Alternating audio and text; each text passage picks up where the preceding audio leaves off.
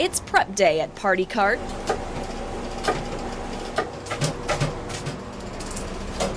For Tiffany, Norton, and Mark Kosmicki, that doesn't mean just snapping peas, breaking up broccoli.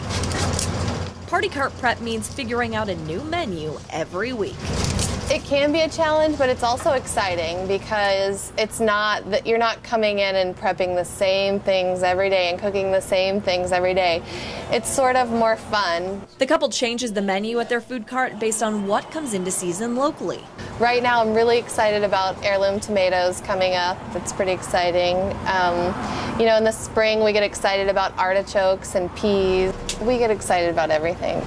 Nearly 100% of the products they use come from a Lane County or Oregon farm, right down to the olive oil. We get a couple things from Northern California, such as apple cider vinegar, and then we use baking powder and baking soda. We buy them locally from local businesses, but you can't make them locally. Sourcing almost entirely local is something that sets Party Cart apart from Eugene's other restaurants. We knew we wanted to use all local ingredients because that's how we like to eat. Party Cart is operating on a really different scale, very small.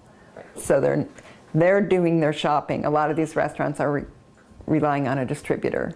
That's why Lynn Fessenden, the director of the Willamette Farm and Food Coalition, says a lot of restaurants in town offer limited local produce. We don't really like to judge. If all they're buying local is salad greens, that's great. That's a good start. But Lane County still has a long way to go when it comes to eating locally. It's estimated that less than 5% of all the food that Lane County eats is grown here.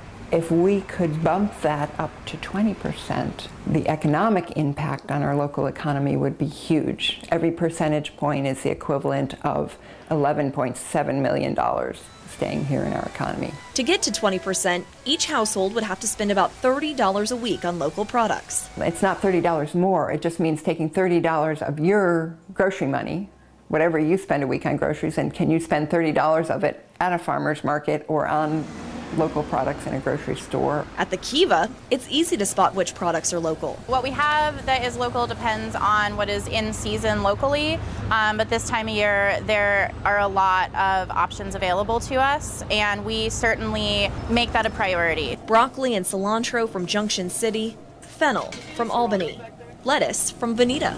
We really get to know those food producers and those food growers, and we know them individually, we know them as people, and we get to know their stories.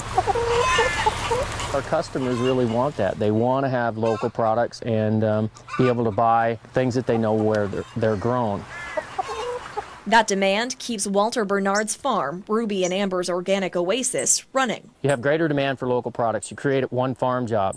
Well, there's a multiplier effect. Somewhere between 0.7 and 0.95 of another job is created if you create a farm job. So if we can relocalize our food system and have more local product go through the area, for every one additional farm job we create, we're creating other jobs. It's jobs for a whole range of folks, not just the folks working on the farm, but everyone who services their tractors and helps distribute the food. Including restaurateurs like Norton and Kosmicki. I like knowing who I'm supporting. I like knowing where the things we get come from. I think that's pretty cool. So they'll keep stocking Party Cart with locally sourced meats, produce, and eggs. We want to make food that we want to eat. Food they hope more customers will want to eat too. We do try to teach people without really teaching people.